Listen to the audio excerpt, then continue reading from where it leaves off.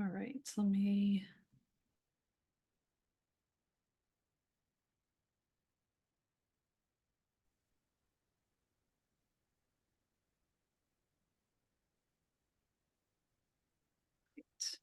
Trying to pin myself here. Immersive. No.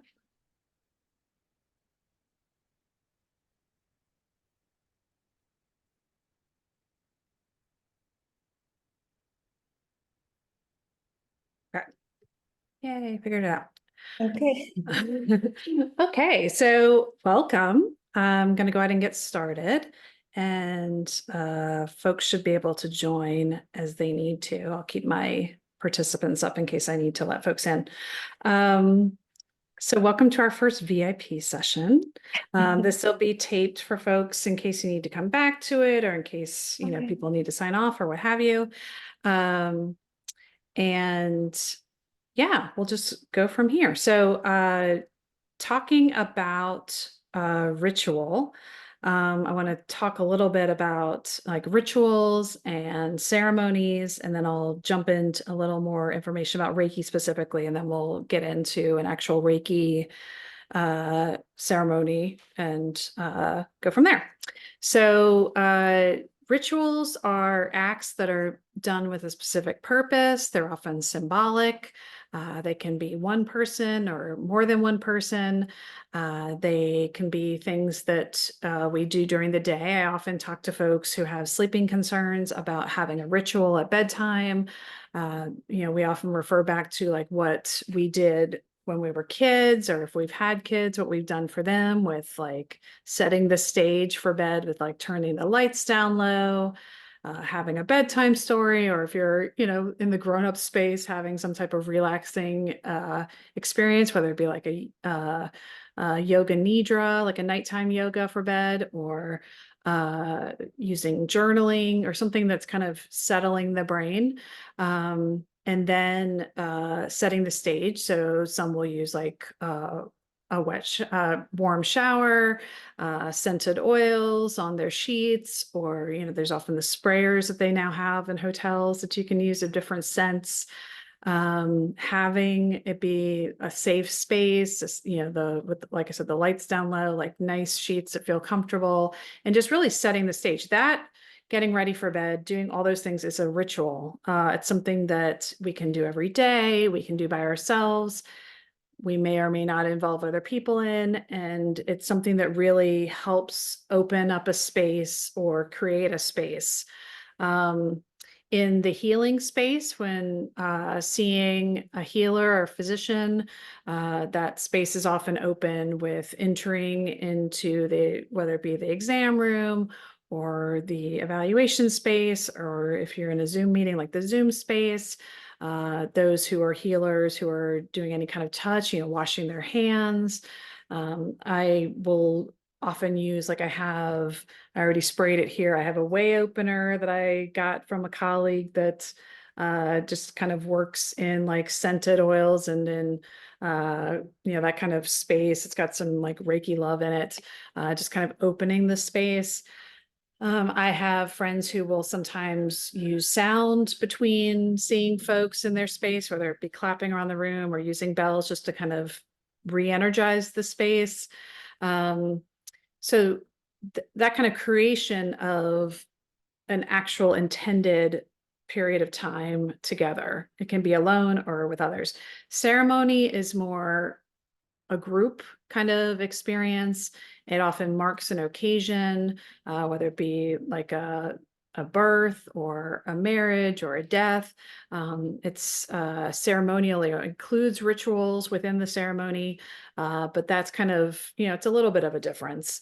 Both things allow us to make that connection within our own intuitive sense, within any kind of spiritual sense, and just divine guidance and healing. When I see folks who have been dealing with unresolved grief, or and whether that be for a family member, maybe someone they had not the best relationship with, and they're just trying to come to terms with that, or with your health, if you've, are dealing with something chronic and now your view of your future is different from maybe what it was 5 years ago, or your child's health, and that might be the experience, or a loved one's health. Um, Setting an intention, having some type of ritualistic experience around that grief and allowing a space for it can be quite healing. There's a reason that we have funerals and ceremony around death. There's a reason I was just at this experience in Tucson this past weekend, and there one of the amazing woman healers who does healing touch, which is similar to Reiki, she hosts a grief workshop in which you literally just wail and cry and let out grief for whatever it may be. And, when we kind of gather together for this, she's pointed out that in a lot of cultures, there are professional grievers, or wailers, as they call them, who will come and cry in a more dramatic sense to allow the space for tears to be shed. And ritual ceremony allows a safe space for those tears, for that release. When we look at what comes out in tears, it's cortisol, it's stress hormones, it's breakdown products that our body needs to shed. So it's not just a spiritual healing, but it's also a physical healing that happens when we allow that release. And so ceremony and ritual are, they've been here, I think, as long as humans have been on the earth, they have this. I mean, and you see it in insects as well. Like when I'm thinking of bees, when a bee will find a location, they do a little dance in the hive and everyone's kind of following them around. That's a form of ritual, or perhaps ceremony, where they are instinctively telling each other where whatever food source is, or whatever, wherever they're going to is. And so this is really just within our DNA, something that is part of our way of being. Different examples of rituals might be some may pray before they eat, or do blessings on food. In Ayurveda, a big part of Ayurveda is offering blessings on food as you're preparing it.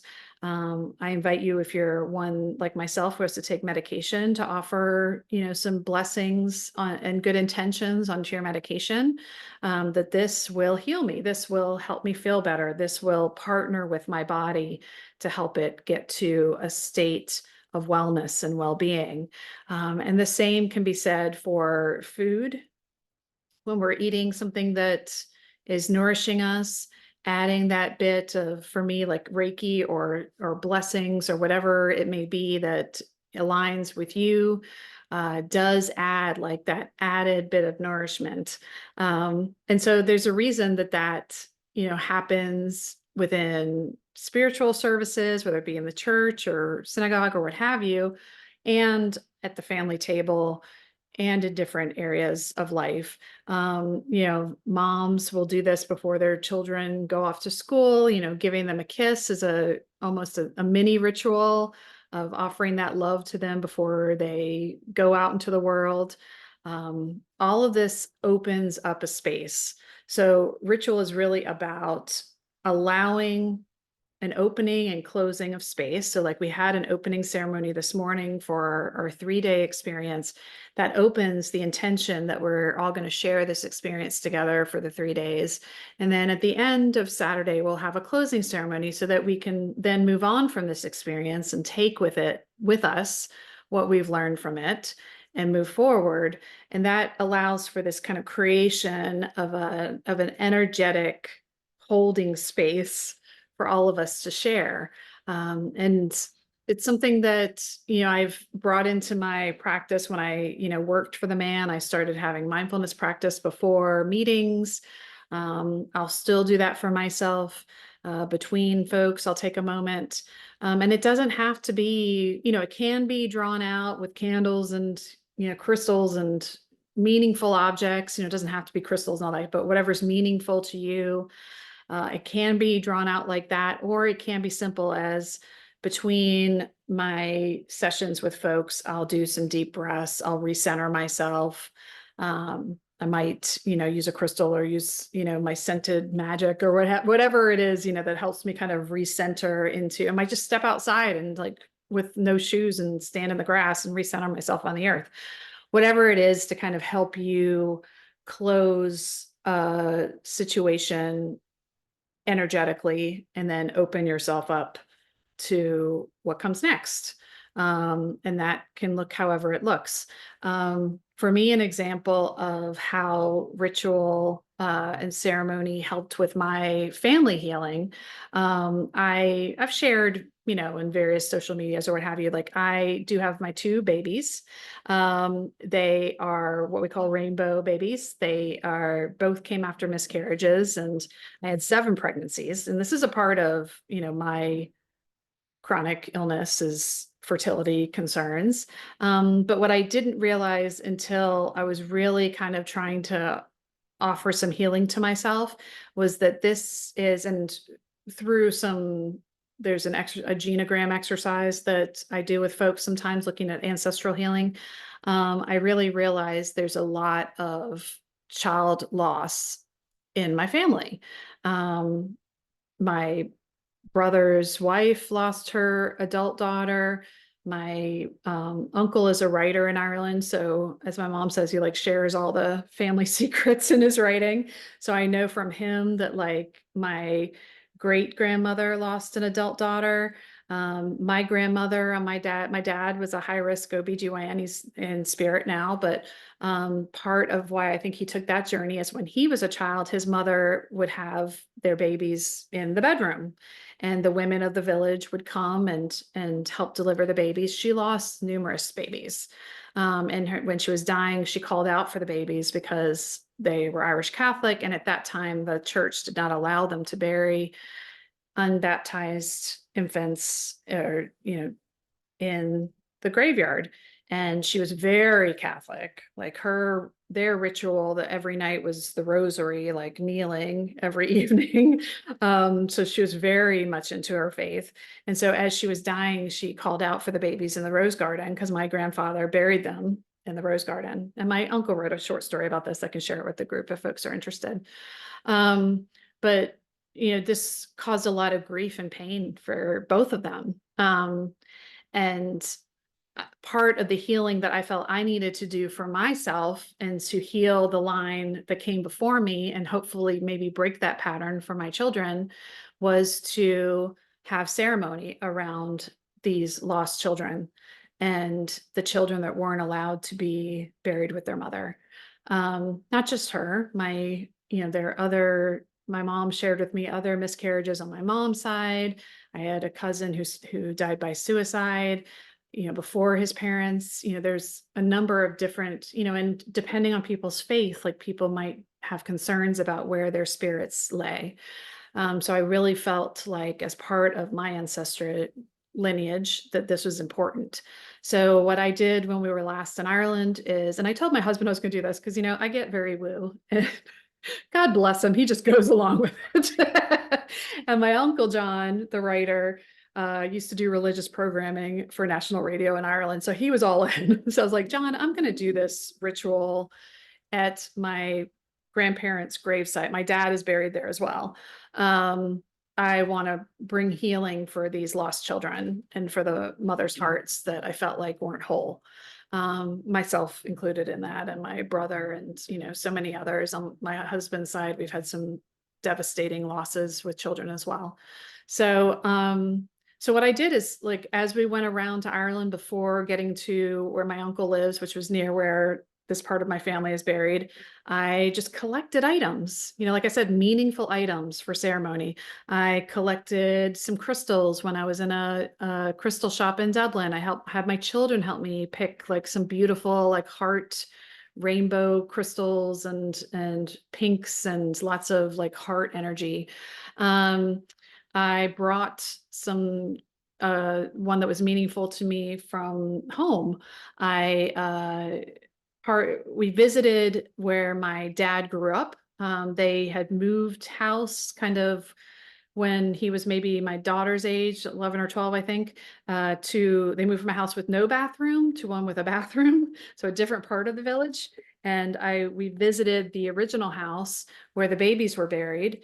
And my uncle pointed out to me, the garden was overgrown. The people who bought it had died. And, it was like family fighting over the house, whatever. I mean, this is a small village. So like all the neighbors came out and started chatting to us, like as we were there, and we heard all the stories, and they told me about, so-and-so being in this person's window when the baby was born, and they named the baby after him. I mean, like all kinds of stories. Anyway, so he and I walked to the edge of the garden. It was very overgrown, and there was a bright green bush where the babies were buried in the far part of the garden. And I noticed closer to me was just a sprout of purple flowers, which now for me in spirit is very much my grandmother and my family line when I see purple flowers. So I took one of those flowers as one of my meaningful things. I had also gotten flowers from Bridget's well. Bridget she's kind of like the Mary of Ireland. She's a triple goddess and Catholic saint. She's, just really crosses the paths in Irish belief system. So I, taken, some of her water and flowers from there as well. Anyway, we went, and I had a candle from another Bridget specific site in Ireland. And we took all of these things to the gravesite. There's an apple tree overseeing the gravesite. It was during the wolf's moon, just after the full moon, or in those days of full moon. And I just called forth for my ancestors to have healing in this space. I called forth, I don't even remember what all I said, all the names, all the lineage, folks I didn't even realize had lost babies. I found out later had, but their names came forth to me. And the winds shifted as this was happening. And I put the purple flower, I buried it there with my grandmother for the babies to be buried with her in spirit. And I really did feel a sense of healing for her and for my husband, Todd, and I. He was there, God bless him. And for John, who had witnessed his mother in this grief. And it really did allow for healing in ways that I didn't even realize we needed. And I feel like it freed us of that part of our ancestral bond and heaviness in our hearts. Because, we're here to heal both sides of us, whether it be those who came before us or those that came after. And this is the power of ritual and ceremony, is that it allows for that kind of space. So, I've had friends. I am thinking of a dear friend whose mother suicided when he was young, or died by suicide, I should say. And he had a lot of grief around that. And I invited him to hold a ceremony for her now as an adult man. And he found a lot of strength from that, because when he was a child, he didn't have the understanding, but now as an adult, having gone through, various therapies and understandings and facing his own depression, it allowed for him to give some forgiveness to the woman who just couldn't keep going, who just, unfortunately, whose illness was stronger than her ability to stay on earth, which didn't mean she loved him any less. So whatever you're carrying with you, this is something that I invite you to consider to allow healing in that space. Okay, so Reiki specifically, I have my fan on. I'm just gonna be like honest. I have my I just love this like rainbow flower vibe on this sage that I'm gonna try to light, but I had to, when I was lighting things earlier, I had to kind of put them under furniture to make the light stay. So we'll see if I can make this work. If I can't, it's what's meant to be will happen. A little bit. Try one more. I'm not gonna spend the whole time doing this. It's still a little bit. But like I said, I've already sprayed, and I can spray more.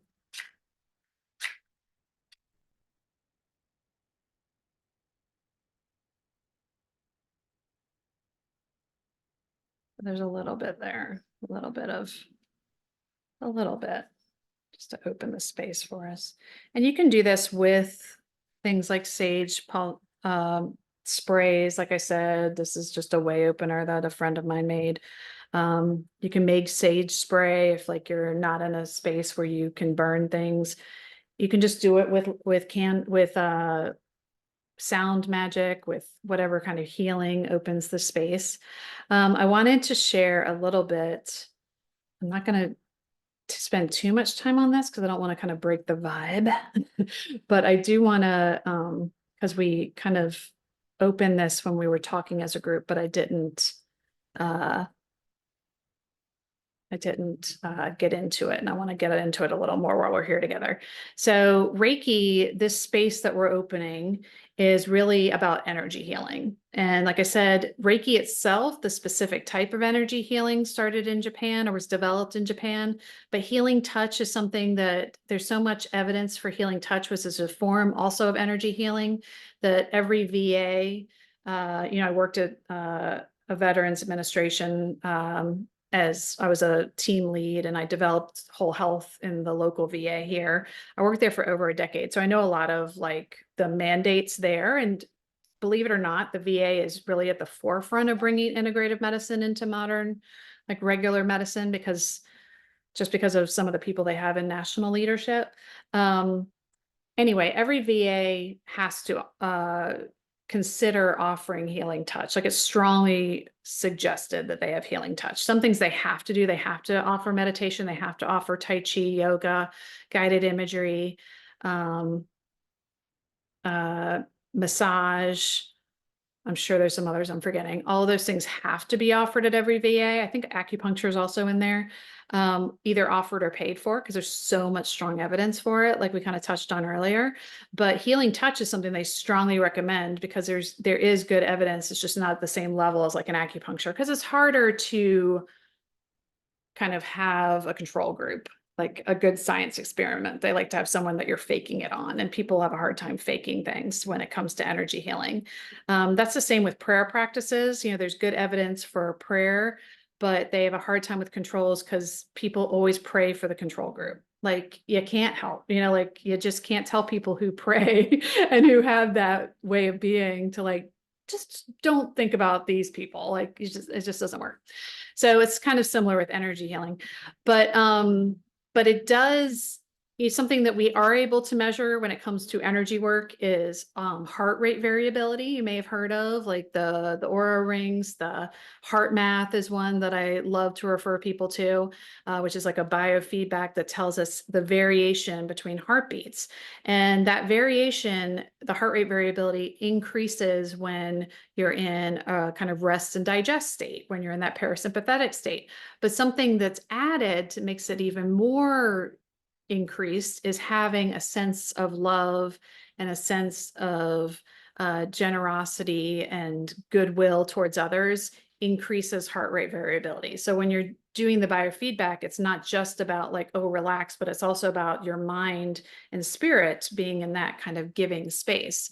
When they've done research on heart rate variability, they looked at babies and moms, and they had like the baby would be on the mom's lap, but they had a blanket between them, so they weren't actually physically touching. But heart rate variability, the way we measure it kind of looks like a line, like kind of up and down valleys and hills, synced up. So they're the exact same pattern. And we've noticed this in situations with healers. And, if we're in a session together, that our heart rate variability will sync up. And I've noticed this myself, that if I'm with someone who's agitated or just not in a good space, because, that's part of like the work I do, if I'm able to stay in kind of a good space, it calms the other person. And I'm sure you've experienced this yourself. Like, if you're staying calm, it often brings down the volume. And sometimes we simplify that as behavioral, but it's another level, because it is really that heart rate variability syncing up. And it can sync up through the miles. It can sync up virtually. It can sync up in ways that we're still realizing, but it's a very powerful way of seeing how energies can align and literal vibrations can affect each other.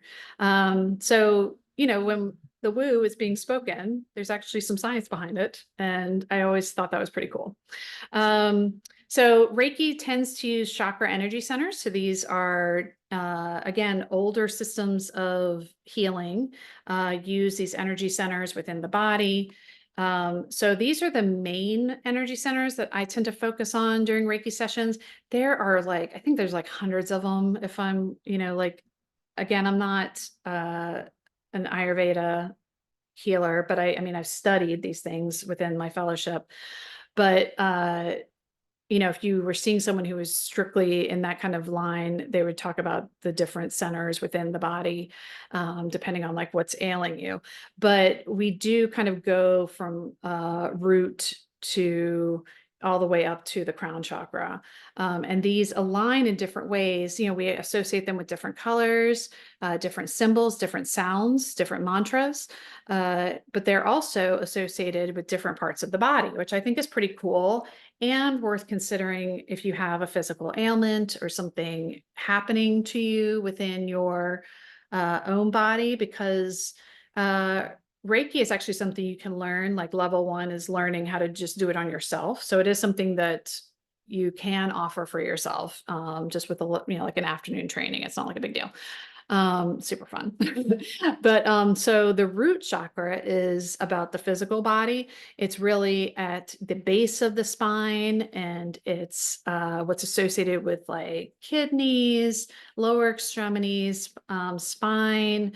It's really about feeling safe. So I am safe is a mantra that often comes forward with that. And so if that's something that kind of speaks to you as a concern, that might be a mantra that when we're kind of doing Reiki to be thinking of for yourself. The sacral, sorry, I'm looking for my little, I have several things around me that visuals, and I'll probably show this to you actually when I'm not sharing the screen, because you won't be able to see it as well.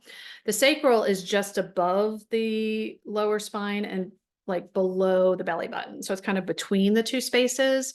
And for me, it's really, well, just in general, it's associated with like emotional, with fear. The fear response is often in the sacral chakra, the reproductive organs, lower abdomen, maybe irritable bowel.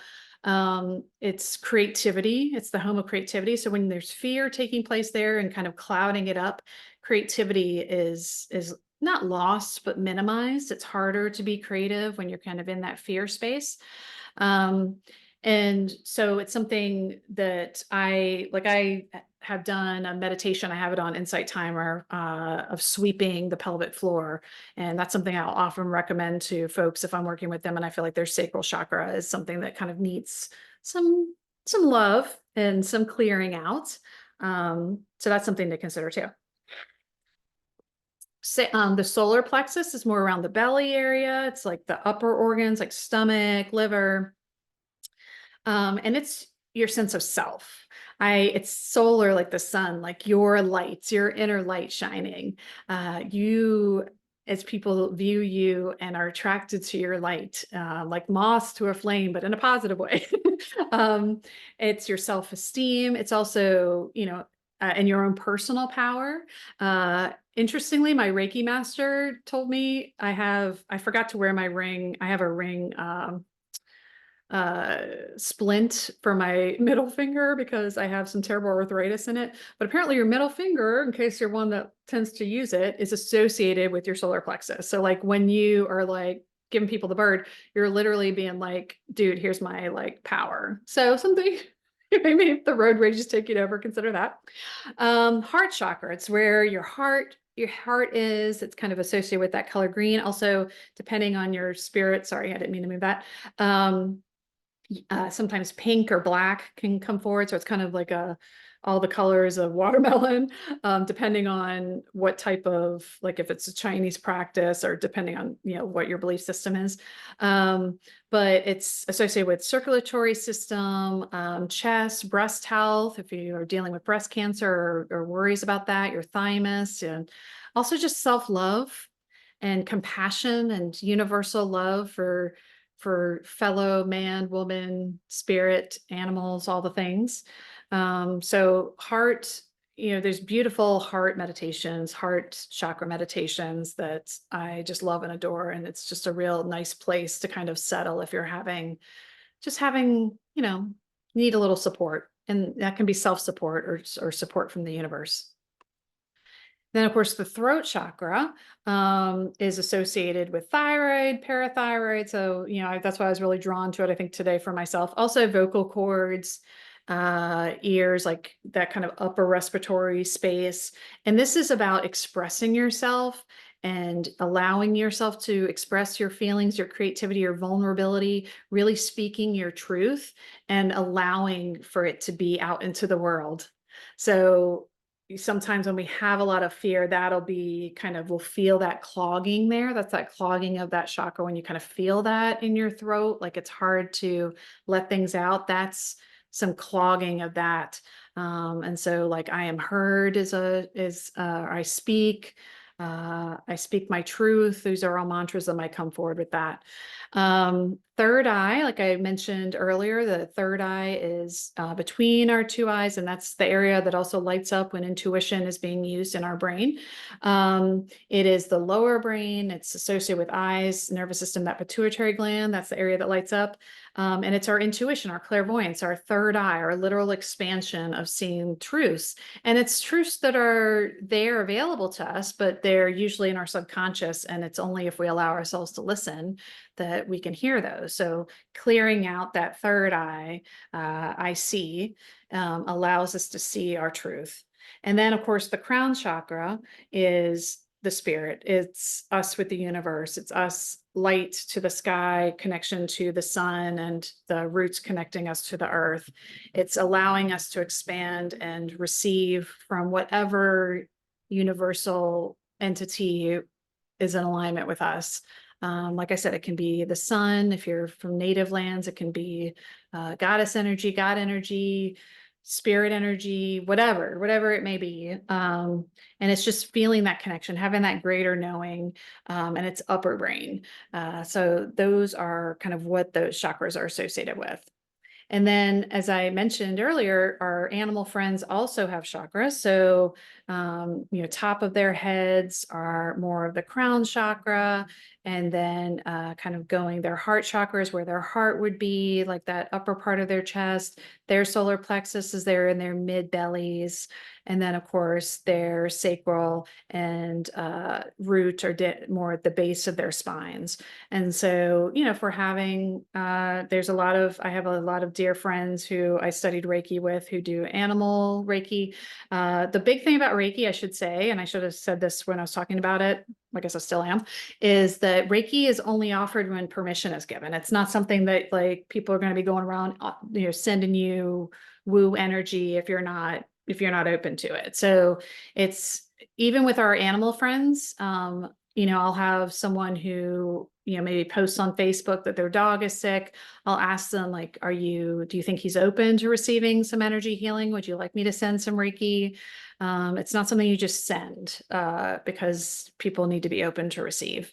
And same with our animal friends. So, usually owners, have enough, of a close relationship with their animals that they can answer for them. And so that kind of allows for that healing as well.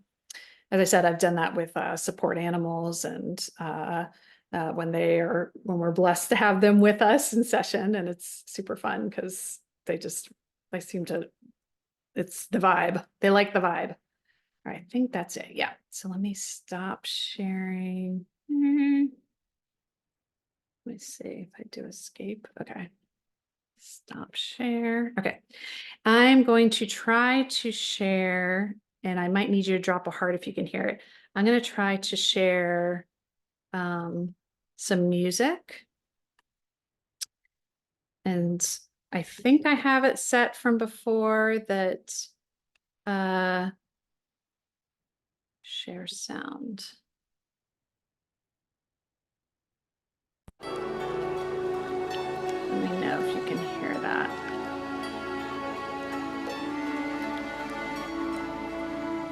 How to make it so that minimize this, minimize that.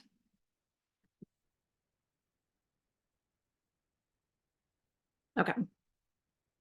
I think I made it so you can hear it. Okay.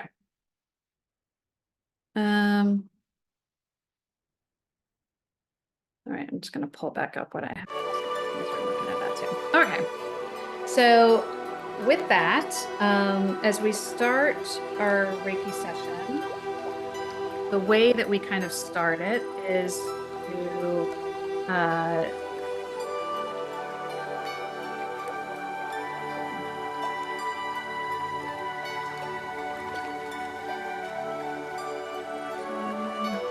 I'm just looking to see if I can only share the sound or if I have to share the whole thing. It's okay. All right.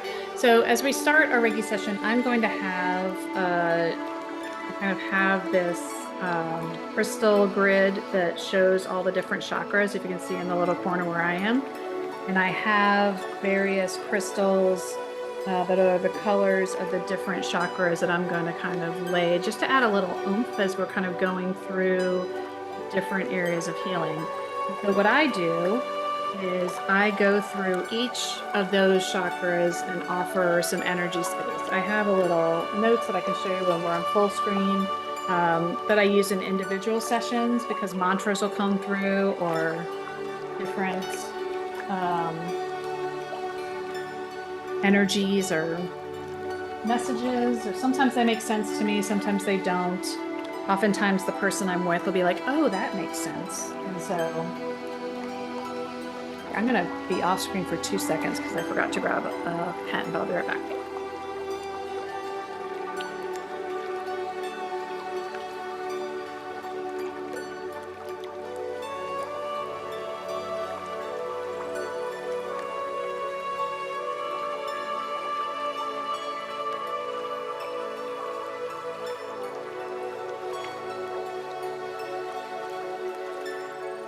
Okay, sorry about that. Appreciate your patience. Okay. So this is just Reiki healing sounds that I feel like are in alignment. And as I said, you can either just focus on the music, if a mantra comes through for you, but I just invite you as we kind of open this space together to just sit comfortably with an awake spine. You can either lay down. Sometimes with Reiki, it's a very relaxing experience. You will want water after we're done. So if you have water nearby, you can grab it or just have it nearby for once we're finishing up. And a lot of folks, when I'm doing virtual Reiki, will lay down because it's meant to be kind of a relaxing mind-body space. So whatever is comfortable for you, whatever feels safe for you in this moment. And let's just take some breaths together. Just inhaling through your nose and exhale. And inhale and exhale. Inhale one last time. And exhale. I'm gonna offer meditation as we're sitting together before we start. This is based on the Reiki principles known as Just for Today. So as we sit just for today, I will not anger.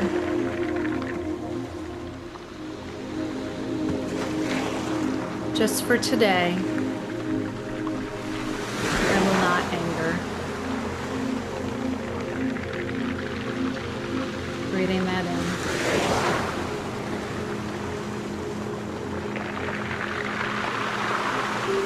Just for today, I will let go of worry.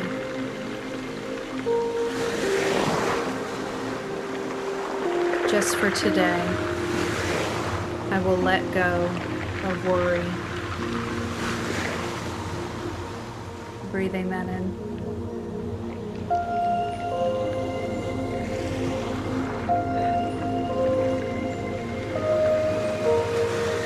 Just for today, I will count and acknowledge all my blessings. Just for today, I will count and acknowledge all my blessings. Breathing that in together.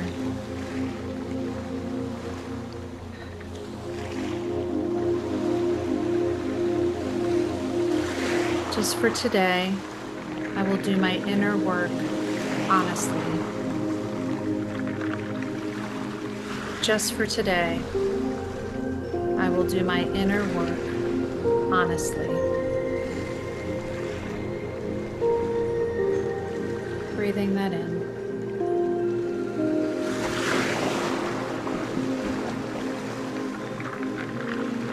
Just for today, I will be kind to every living being. Just for today, I will be kind to every living being. Breathing that in.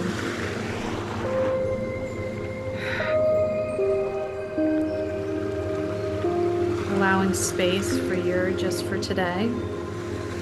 Any intentions you want to bring in for yourself in this space, in this time we have together, in these 3 days, or just for now. Allowing that to come into your heart. Breathing that in.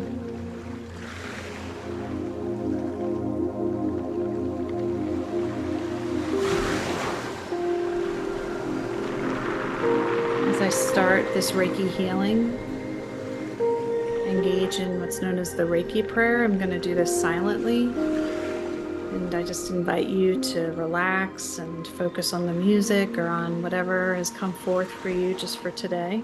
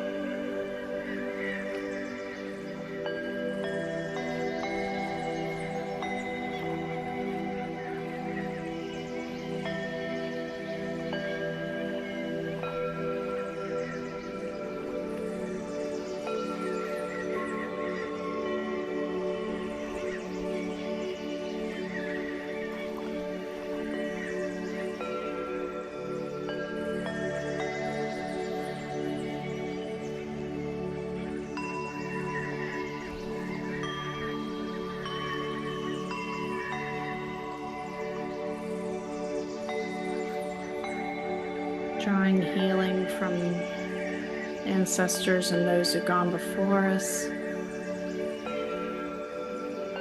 Allowing the strength of the earth to support us, our roots to enter the earth and take the nourishment needed as we grow forward.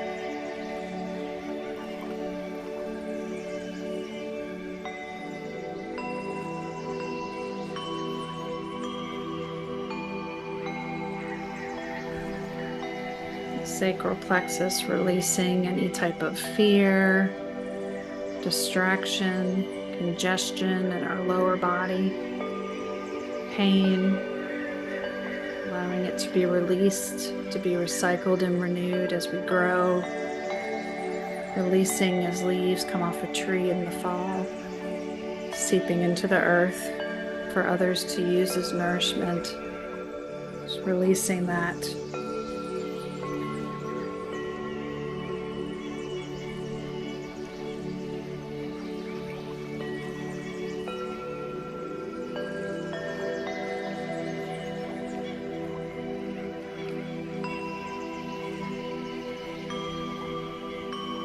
kindling begins to spark.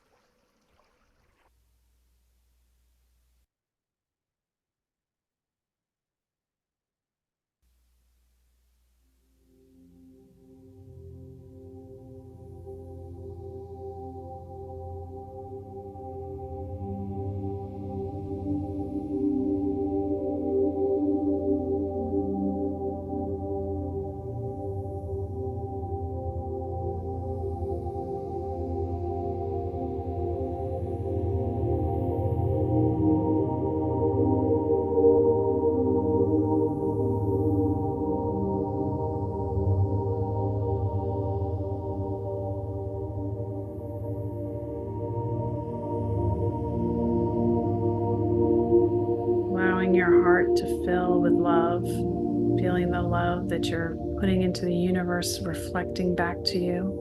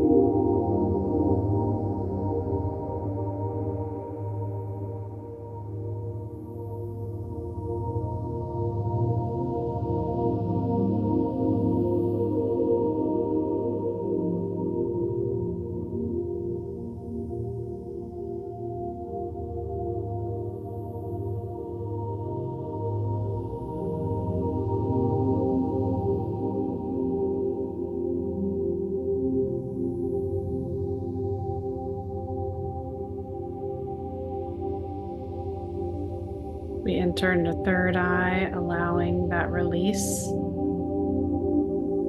fog to be lifted.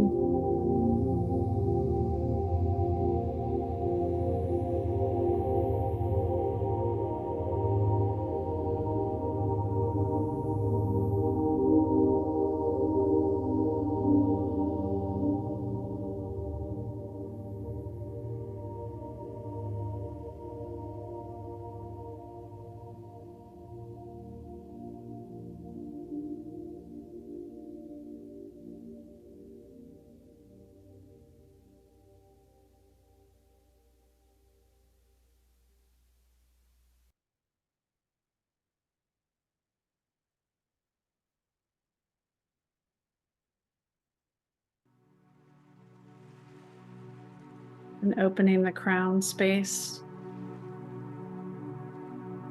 allowing any inspiration to come forward.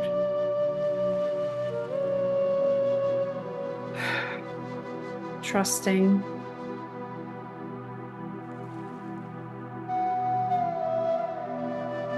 Leaning into faith.